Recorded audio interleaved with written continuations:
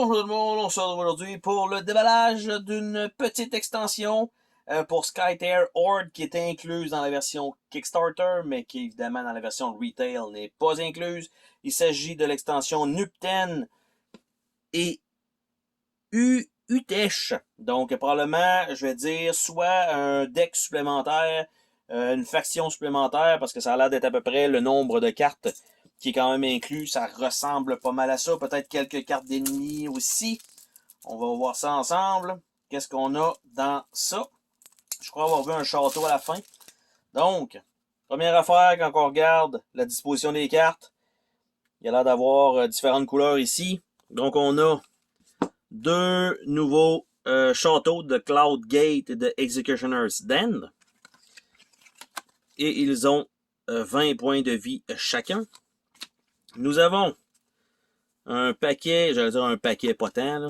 On a quelques cartes vertes de plus, donc qui sont des ennemis. The Screaming Matriarch, 2 fois. The Ancient Outsider, 2 fois. Silent Ambassador, 2 fois. Donc on a ça. Par la suite, on a une série de cartes mauves, donc des ennemis. Nous avons Flame Harpy. Nous avons Venom Harpy. Nous avons Lightning Harpy. Iron Harpy. Quicksilver Golem, qui ressemble un peu à Silver Surfer. Graphite Golem. Chromium Golem. Jungle Chimera. Mountain Chimera. Sand Chimera. Juggernaut. Chimera Queen. Master of the Air. Onikai Legend. Secret Passage.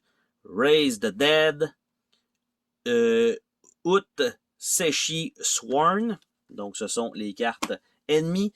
Et nous avons fort probablement une nouvelle couleur qui va être effectivement le cas. Donc, ce sont les jaunes qui s'ajoutent dans les couleurs possibles avec Restless Phalanx, Echoes Saboteur, Saboteur, mais ça fait Saboteur pour les anglophones. Psychic Shield, Shadow of Death, Bearing the Way, Strike Terror, Duelist Rogue, Echoed Dervish, Outrider Phalanx, Storm Phalanx, Overflow, Discovering the Depth, beau coffre au trésor, Mind Control, Farsight Tower, Akuti, Aburat, Mentalist Disciple, Shield Mentalist, Summoner Mentalist, Circle of Mentalist.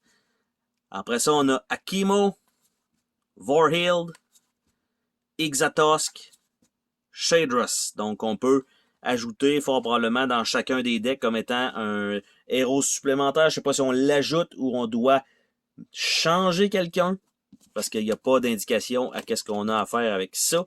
Donc, je ne sais pas si on doit juste les ajouter tout simplement au deck respectif, ce qui, je pense, ne devrait pas être le cas, vu que à la base, il y a 2 héros. Donc, d'après moi, on ne doit pas tomber à 3 héros. D'après moi, ça doit vraiment être, on doit en substituer un pour en mettre un des nouveaux ou en choisir 2 des 3 disponibles. Sur ce, on se dit à la prochaine pour une autre vidéo. Salut tout le monde!